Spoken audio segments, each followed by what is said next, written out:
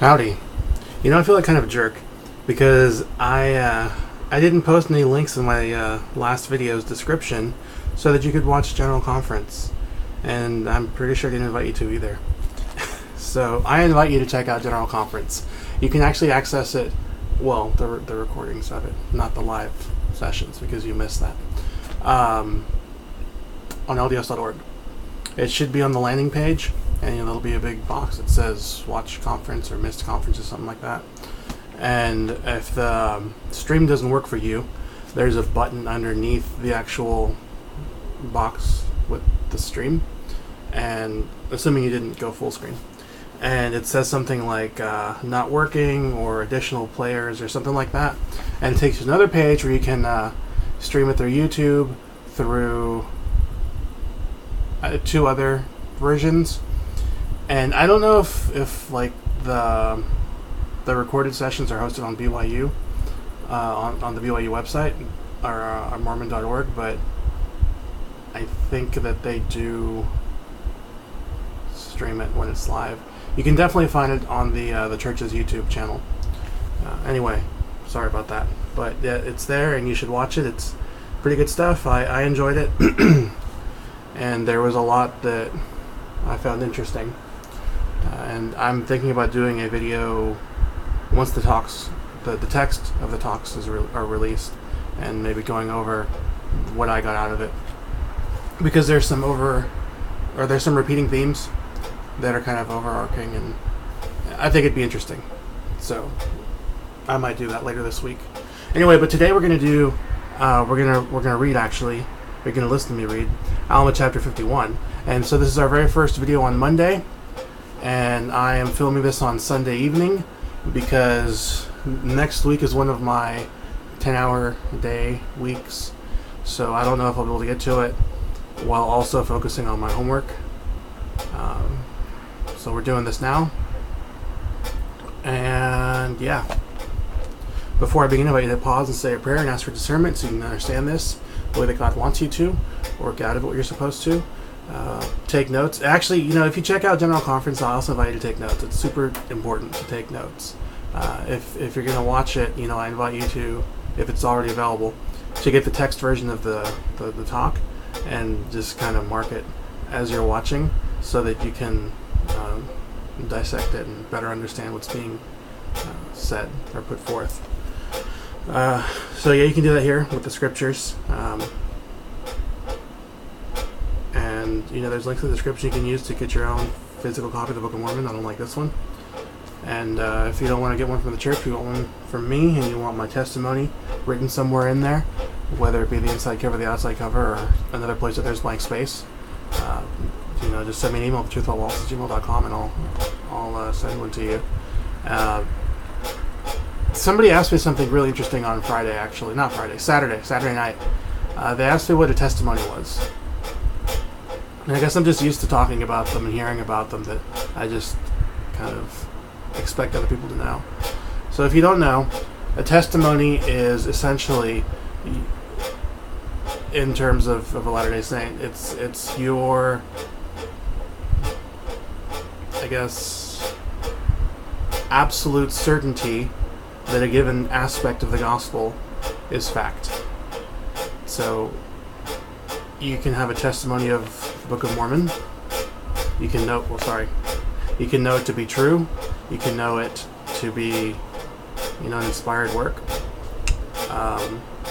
You can know the church to be true.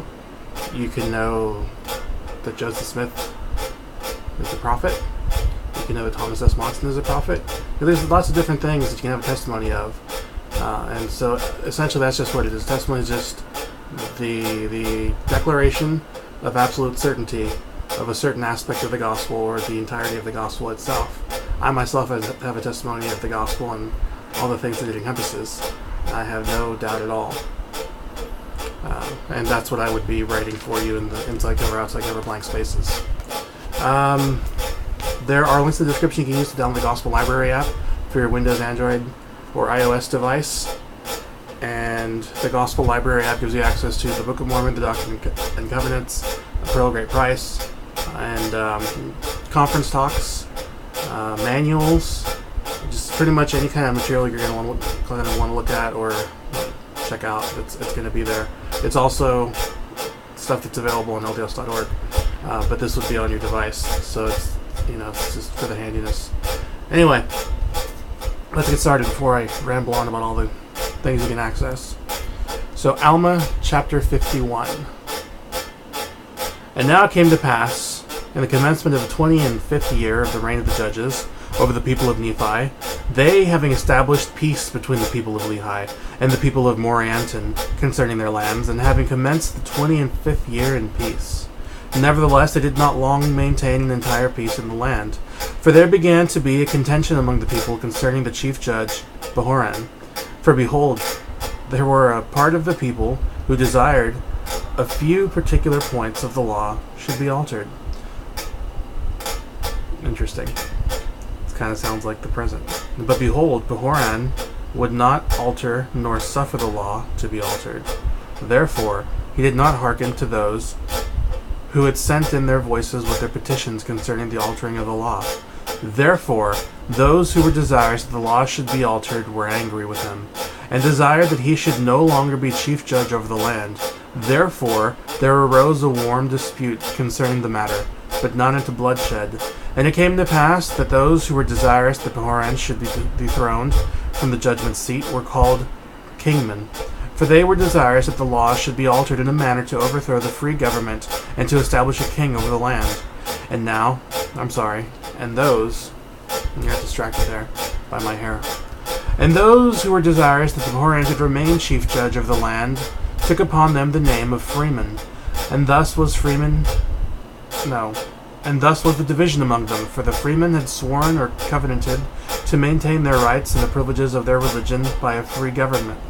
And it came to pass that this matter of their contention was settled by the voice of the people, and it came to pass that the voice of the people came in favor of the freemen, and Behoran retained the judgment seat, which caused much rejoicing among the brethren of Behoran, and also many of the people of liberty, who also put the kingmen to silence, that they durst not oppose, but were obliged to maintain the cause of freedom. Now those who were in favor of kings were those of high birth, and they sought to be kings, and they were supported by those who sought power and authority over the people. But behold, this was a critical time for such contentions to be among the people of Nephi. For behold, Amalickiah had again stirred up the hearts of the people of the Lamanites against the people of the Nephites, and he was gathering together soldiers from all parts of his land, and arming them, and preparing for war with all diligence. For he had sworn to drink the blood of Moroni. But behold, we shall see that his promise, which he made, was rash. Nevertheless, he did prepare himself and his armies to come to battle against the Nephites.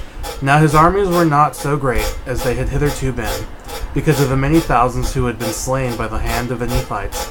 But notwithstanding their great loss, Amalickiah had gathered together a wonderfully great army, insomuch that he feared not to come down to the land of Zarahemla.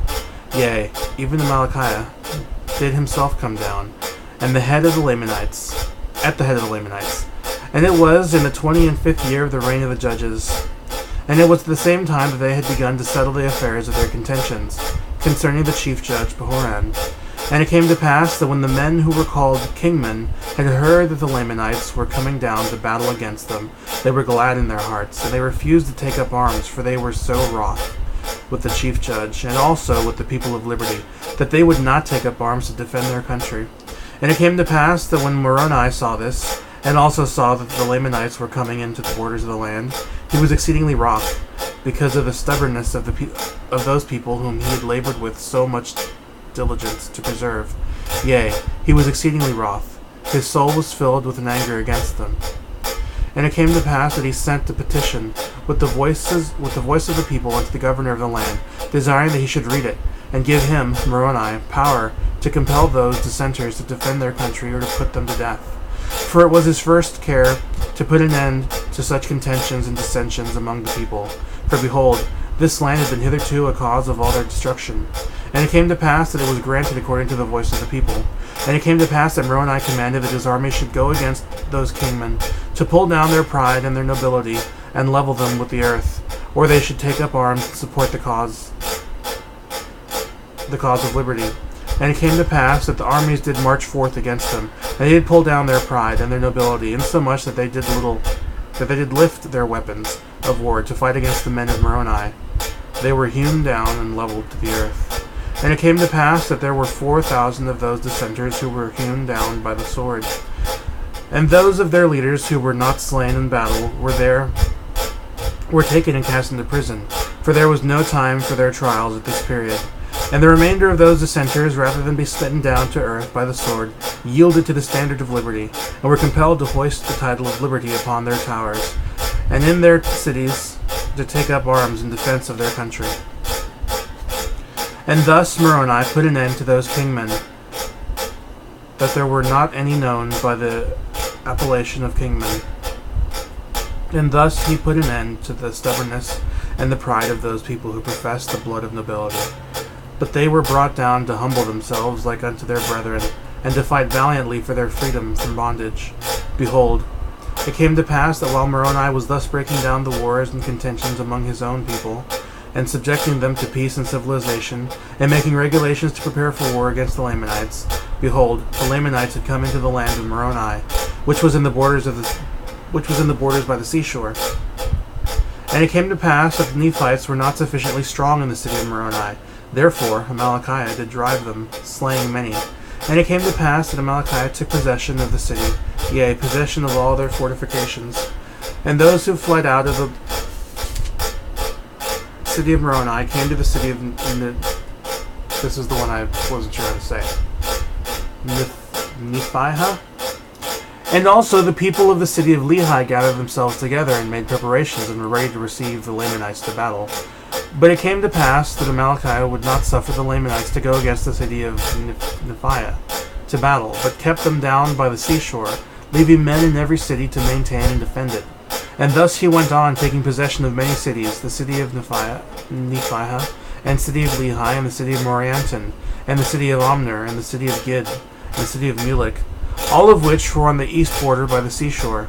And thus had the Lamanites obtained by the cunning of Amalickiah so many cities, by their numberless host, all of which were strongly fortified after the manner of the fortifications of Moroni, all of which afforded strongholds for the Lamanites. And it came to pass that they marched to the borders of the land bountiful, driving the Nephites before them, and slaying many. But it came to pass that they were not met by Teancum, who had slain Morianton, and had headed his people in his fight. And it came to pass that he headed Amalickiah also, as he was marching forth with his numerous army, that he might take possession of the land bountiful, and also the land northward.